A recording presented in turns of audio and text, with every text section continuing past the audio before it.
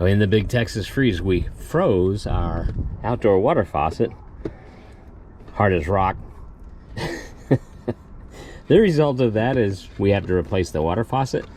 Here's what we want to use: the Dura Faucet. This is a faucet set on a 4-inch center. So that's the distance over here between the two faucet handles. You see, I've already removed these panel screws up here.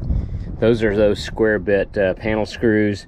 And so once we have those out, then it's time to remove the outdoor sprayer assembly. This one, the plumbing runs off the back of the faucet.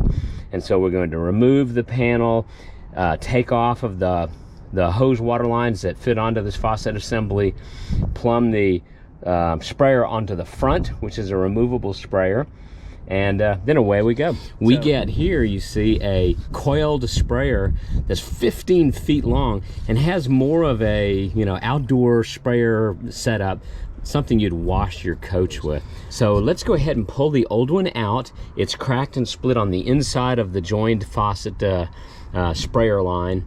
We're gonna pull that apart and replace it right now.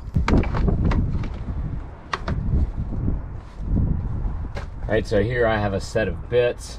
I go find, I think that's my square bit that is the appropriate size for those screws. They've all already been removed, and so we don't need to use these. I keep an impact wrench always on the coach. This guy can take apart just about anything.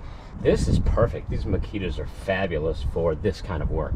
So keep yourself an impact wrench handy, battery powered. Mine's the 18-volt system from Makita. And that'll get these square bit screws out in no time. All right, so those are out. So now we need to expose that panel. And so I'm gonna go ahead and take that apart and bring that down. We can see that.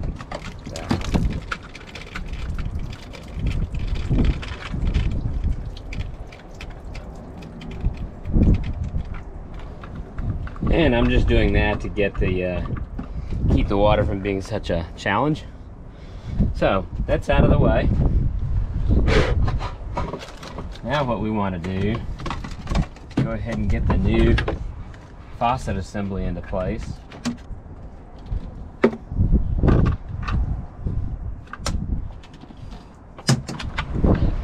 All right, out comes the old faucet assembly. I see some part numbers here. Looks like it says NSF 61/9 RV. Plastic assembly, fake chrome finish, 4-inch spacing on the pipes, and yep, a little rubber gasket or plastic gasket on the base. So if you're looking to replace that and put your plumbing on the back side and bring it back through the sprayer hole, that'll work.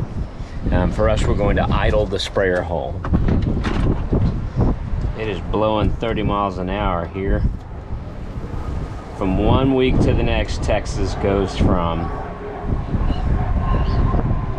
freeze that destroyed half our plants, broke our faucet. The next week it's wind. After this, we're probably going to see a plague, the 4 horsemen of the apocalypse, who knows what else.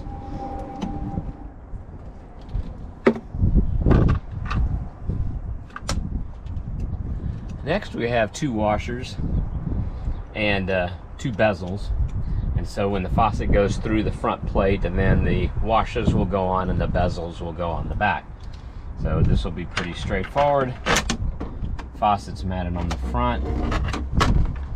Washers over the top.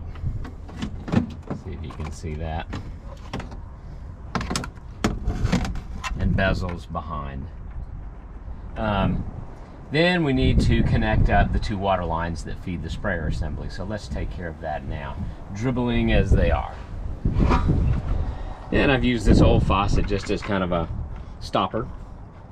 Keep these lines from being too messy. But let's go ahead and put that there. This one over here. Let that run down in the wet bay.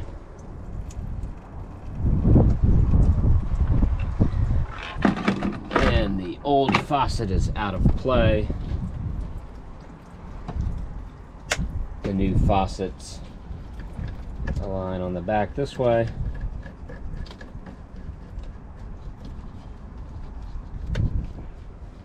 There you have it.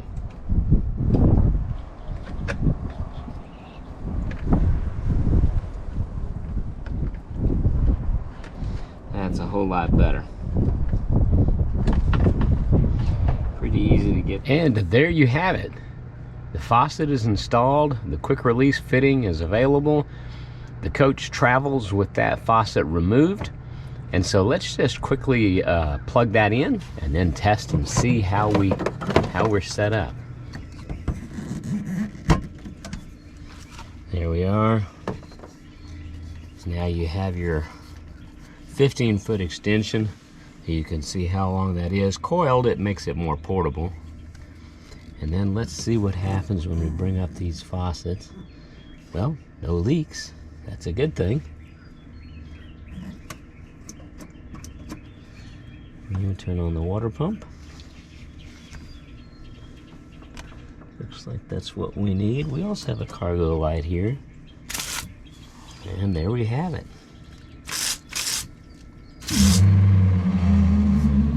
There's your pump. Have that on soaker. Flat spray. That's a shower.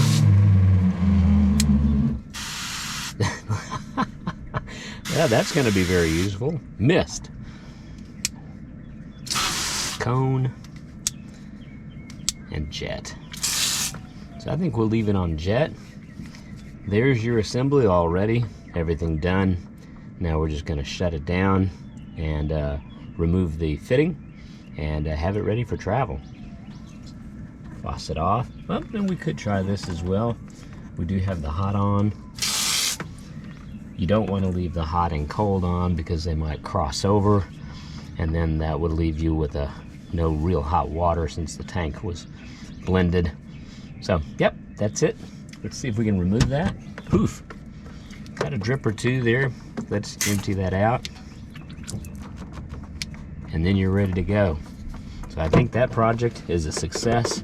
No leaks in the body. Here we finished out everything else. We have a nice clean setup. Again, bayonet mount and sprayer head.